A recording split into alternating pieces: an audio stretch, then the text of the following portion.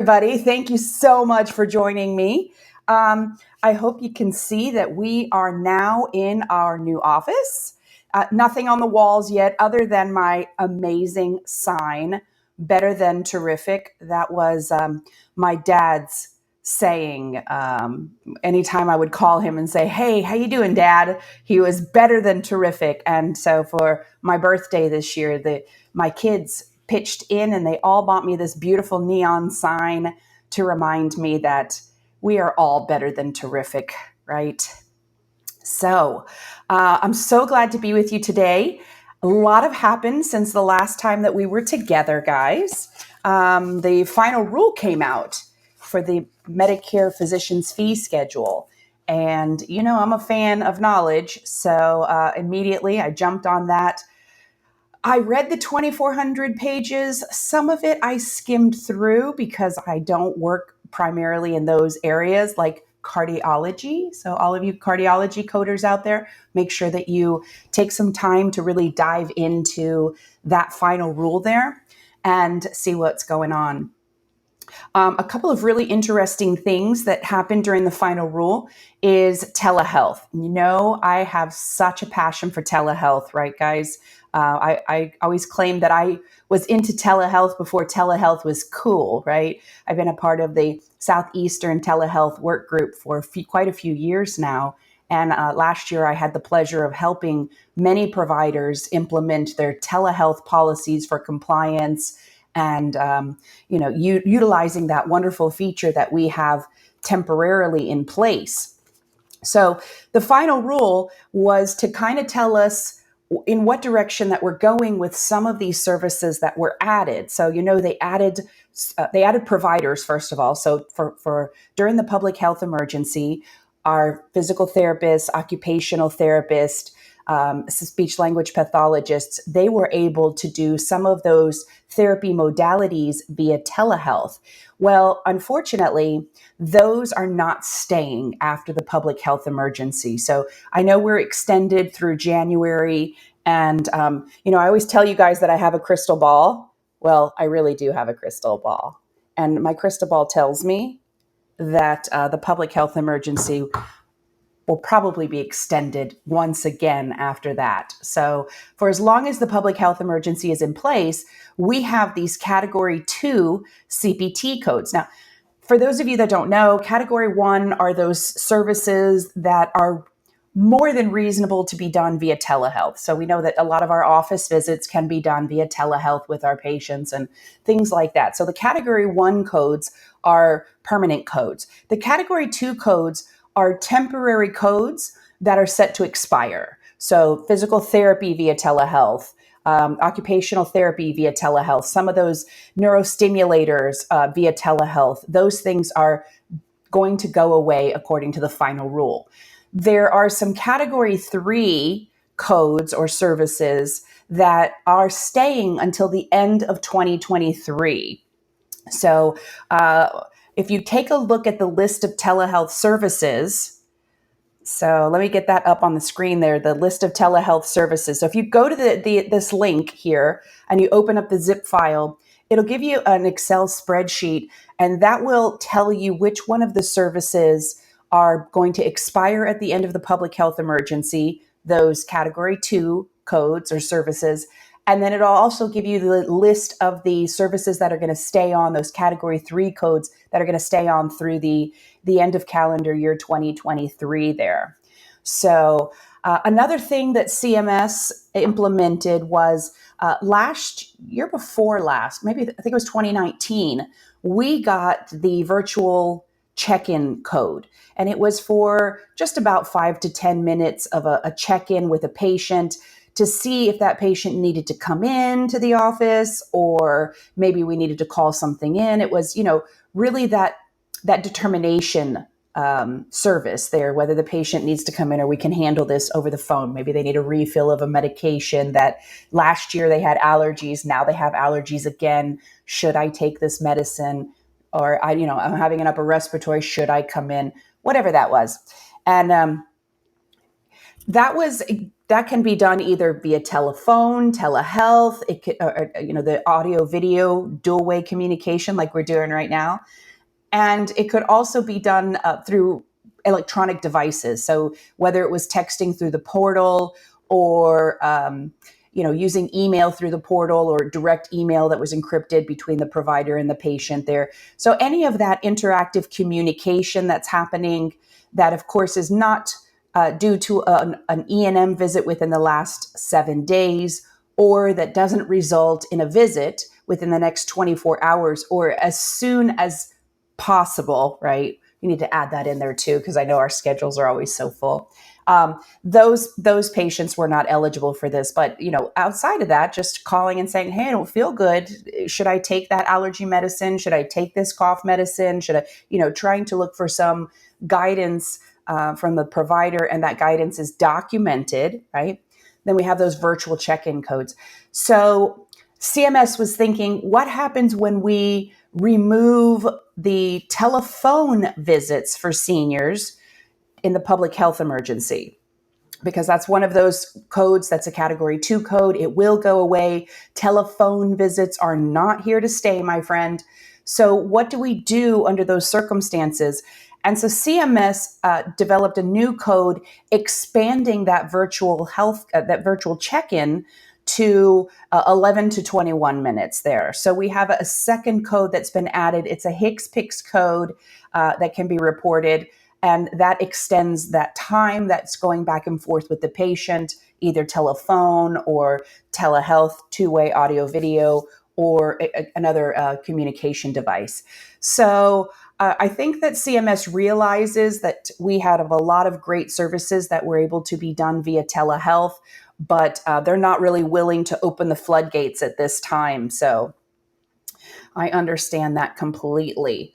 As far as telehealth is concerned, the final rule implemented a payment update for originating sites. So now looking into the future, when we go back to telehealth services returning to their normal expectation of the originating site and the distance site, they are increasing the reimbursement for that originating site, the use of the facility there, and they have plans to increase that as the years go by. So if you look at the final rule there, you'll see that they're going to increase it 2.1% for 2022, and then that will increase as time goes on. That's the expectation. So that was also a big bonus, considering that we will go back to the original expectations of telehealth. They're not going to embrace some of these waived modifications that were made. There is an addition for telehealth for mental health services, though, that was really awesome. So to kind of stay with the Consolidated Appropriations Act, CMS is authorizing for mental health disorders. They're allowing the patient's home to become an originating site. Again, only for the treatment of mental health disorders, those types of telehealth visits, they will allow the originating site to be the patient's home or a temporary home like a hotel or a shelter or whatever that might be. Because I think, we realize that from a mental health perspective, telehealth was, in my opinion, of course, amazing, so beneficial for patients. So we get to keep the originating site as home for those mental health services that are approved to be done via telehealth. So that was a big, awesome jump for us. Any PAs out there? Anybody that work for PAs? Hey, shout out to my physician assistants there. Starting January 1st, 2021, CMS is expanding the payment directly to the physician assistants. So nurse practitioners have always had the opportunity to be autonomous in certain states and to have those payments sent directly to them. So they enroll in Medicare and they're able to receive reimbursements directly under their NPI and to their personal self. And PAs weren't, which wasn't exactly fair. They had to work in a group, and the group would receive the reimbursement for the PA services. So although PAs do have their own NPI, they are credentialed with Medicare, they're eligible to have their services reimbursed, but the reimbursement went to a group. So as of January 1st, no more. PAs can receive their payments directly, just like the nurse practitioners do. Even our PTs and OTs, they get payments directly to them. So this is going to be a great upgrade there. Teaching physician services, the fee schedule made it very clear that when we are selecting our services based on time or reporting any of those timed services, that the total time that was spent teaching physicians or the resident's time that was spent with the patient, that should not be included in total time. So that was good, especially since, again, looking at my crystal ball, we are about to go to changes in evaluation and managements for other settings where teaching physicians would be more utilized.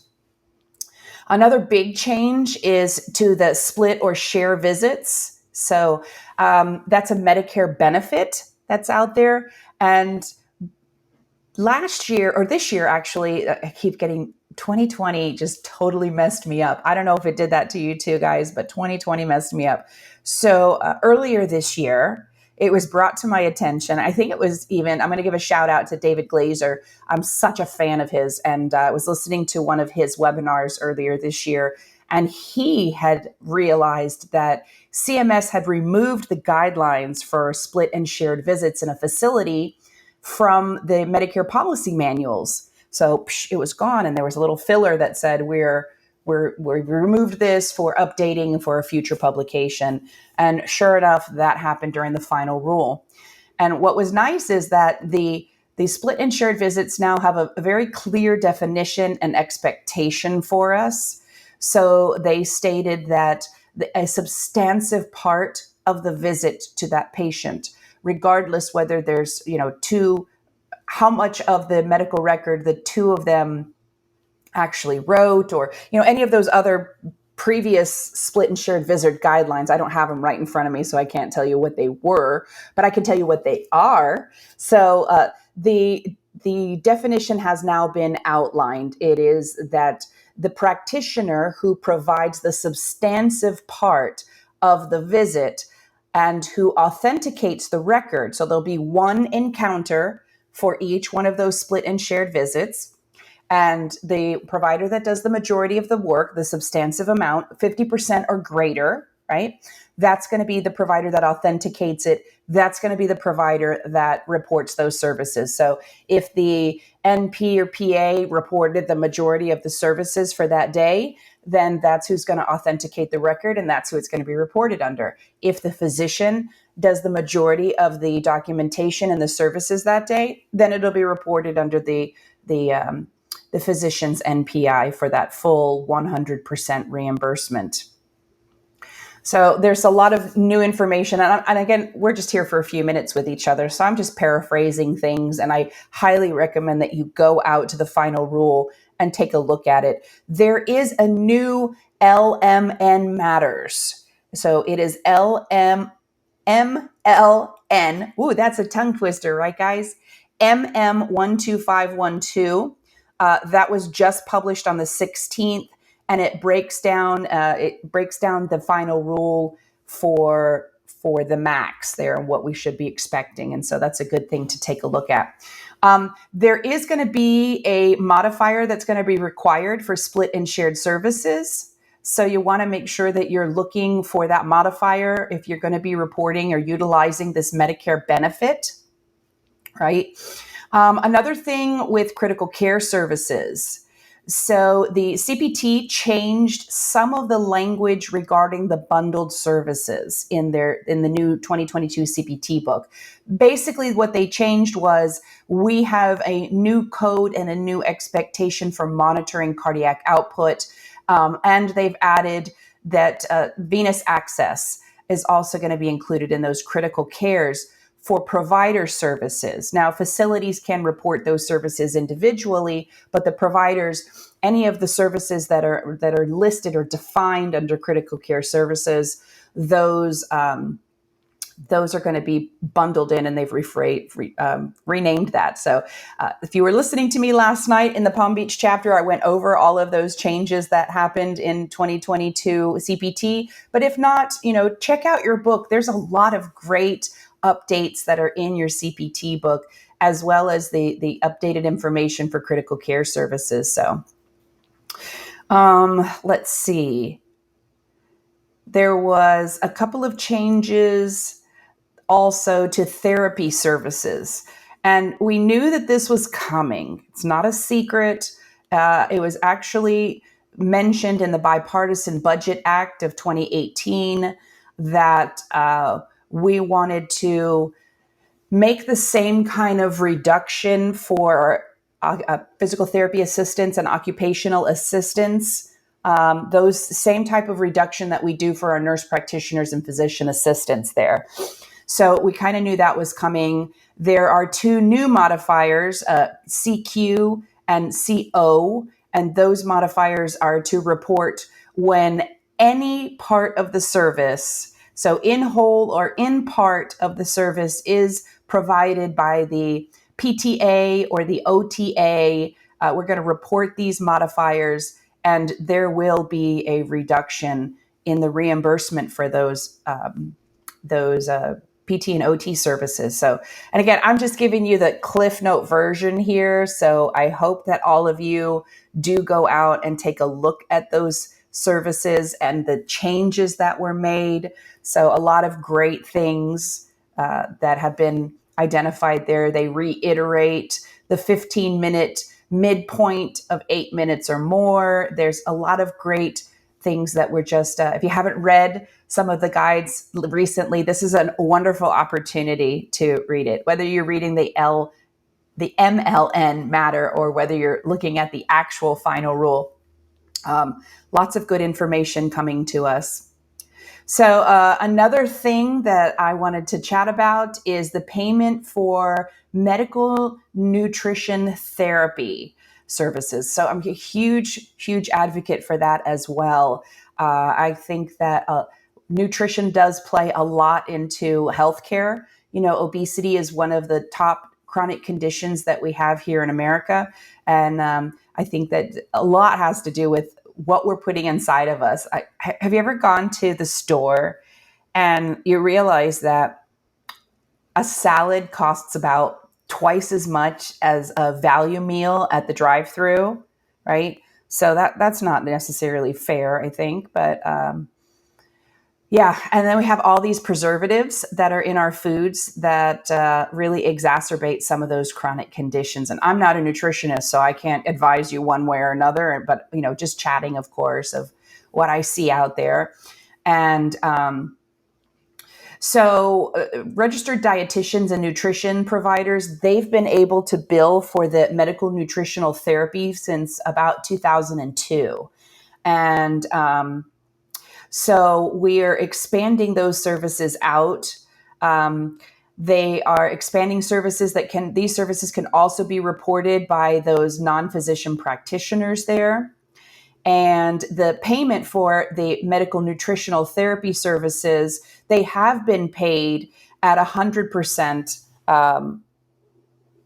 instead of or they've been paid at 85%, and with no share cost to the patient. And those things are changing too. So a lot of changes that are coming through. My most favorite are the changes that we're seeing in telehealth, because again, I heard wonderful stories. I consult for a dermatology group, and one of the physician assistants in the dermatology group shared with me that she'd had a patient that had been coming in for months and months with a dermatitis that they just were combating, and they couldn't really get a grip on. They've tried all kinds of different treatments for it.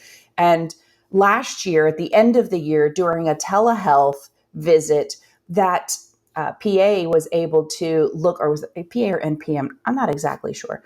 But they were able to look out the window that was behind the patient in telehealth and see that at her home, she had a type of bush that it turns out she was highly allergic to.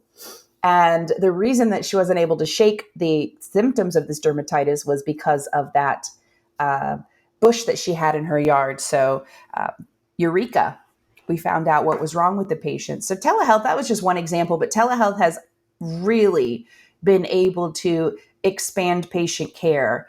Last year, when my husband had his knee replaced, I wondered why some of the follow up visits couldn't be done via telehealth, especially because he was healing nicely, no complications, things like that, rather than get him and the walker and get in the car and drive to the office and go up the elevator to the fourth floor and have him see the doctor for 5 minutes who said, yeah, that looks good, and then repeat the process on the way home. So sometimes I think, of course, I'm not a clinician. I don't even know if that's really good medicine, but it made sense that maybe it would, or things like that. So I'm very, very interested to hear what questions that you have for me today about the final rule, any changes that we've seen or things that we can expect, or where you can find some more information. So let me open the chat here. And Angel needs a crystal ball. I agree with you. Everyone should have a crystal ball. I can't take credit for that. My dad was one of those who answered every why with, because I saw it in my crystal ball. Okay. So when my father passed on, I acquired the crystal ball, and now I know. Anybody want the lotto numbers? Yeah, I don't have those. Anyway. Great, great, great. Kimberly is on here. And Kimberly, I was talking last night to, again, the Palm Beach chapter. We were going over the changes for 2022 and so many changes to CPT in cardiology. There are, again, when you look at the final rule, they do go over those new services that have been offered for cardiology and how CMS expects them to be used in addition to the oh, I lost my words again. This happens to me all the time. Watch somebody say, oh, Christine, you have a neurological, no, I'm just kidding. So the changes that are there, they're also in the final rule, because, if we have any new codes that come out, someone has to tell us how we're supposed to be using those codes. So there's a big correlation there. And I'm hoping, Kimberly, that you're going to be doing some sort of cardiology explanation of the 2022 changes. Not to put you on the spot or throw you out there, but I'd love to see that. That was way too much for me to process, being not that cardiology is just not my strong point. I have a lot of strong points, but that one is definitely challenging there. So any other questions that you guys have about the final rule, or where to find more information on the final rule? Or was there a particular area that you were hoping that I would extrapolate on? Go ahead and just throw it into the chat box there. Anything at all. I see Laurel is here. Laurel, thank you so much. I had such a great time last night. I had never done so much speed talking before. I think trying to get all of those changes in within a short period of time. And for me, who's the self-proclaimed talker in the bunch, that was pretty good. We stayed pretty good on task there. And I see Craig is out there as well. Hi, Craig. Thank you so much for joining. It's always such an honor to have you on and listening. I appreciate that so much. So let's see, what else do we have that we can chat about this morning regarding that final rule? I know I kind of went over things quickly, and I did that because I didn't want this to be a webinar, so I didn't want to bring out some slides for you. And I just wanted to have a talk, how can I be of service to you? How can I help you in understanding these changes that are happening for 2022? So we talked a few weeks ago about the ICD-10 guidelines and how there were so few changes. There were less than 200 changes to ICD-10. There were 405 changes to CPT this year, but 93 of those were just grammatical types of changes. So Laurel wants to know what CPT is being used when billed for telehealth for nutrition. So I'm pretty sure that the medical nutrition therapy codes that we usually use, those medicine codes, those 90,000 codes, that's the same code that we're using. But I want you to check the telehealth list, that list that's out there for telehealth. I think we're going to scroll that around the bottom there and just see for how long we'll be able to use those medical nutrition therapy codes, right? So if we open up that spreadsheet, it'll tell you whether that's one of those codes that they're considering keeping on for 2022 through 2023, or whether it's going away at the end of the public health emergency there. So yeah. I'd love to see more providers using referrals to medical nutritional therapy, maybe during the annual wellness visit for those patients that are morbidly obese, or maybe not even morbidly. Like I would love to have a medical nutritional therapy to help me with some of this, Thanks, Laurel. I appreciate that. So, if we have no more questions, I want to remind you of a couple of things. I have a lot of speaking engagements, so I encourage you to go to the website, Stirling Global Solutions. So I think we have a link that's scrolling across the bottom to remind you of the website, Stirling Global Solutions. We are expanding our blogging, so there's some more blog information there about specific coding issues that are happening. That's going to be my New Year's resolution is anytime that I answer a difficult question, I'm going to post it in our blog so that other people that might have the same type of question will be there. We'll be able to take a look at that. So we are on Facebook, Stirling Global Solutions. We are on YouTube, again, Stirling with an I. So my friend Carol Patton from Scotland, she is my probably my 23rd cousin removed, who knows? But yes, that's where it comes from. It's a Scottish last name. And so Stirling Global Solutions on YouTube. We are also on LinkedIn. We are doing a lot with LinkedIn Live in the future. And so I hope that you join us. Please, at any point in time, feel free to email me if you have any questions. I'll be happy to answer them for you. And like I said, check out our blog. That's where we're going to be answering some of those. And the newsletter will be going out probably the week after Thanksgiving, and it will have all of the speaking engagements there. If you have a chapter that's looking for someone to speak, please feel free to reach out to me, and I'd be happy to schedule that for you. Otherwise, have a wonderful Thursday. Thanks so much for being here with me and chatting about some of those changes for 2022 from the final rule. Lots of changes in telehealth. So it's great to see you all. I'll see you again next week. Take care. Thanks for watching.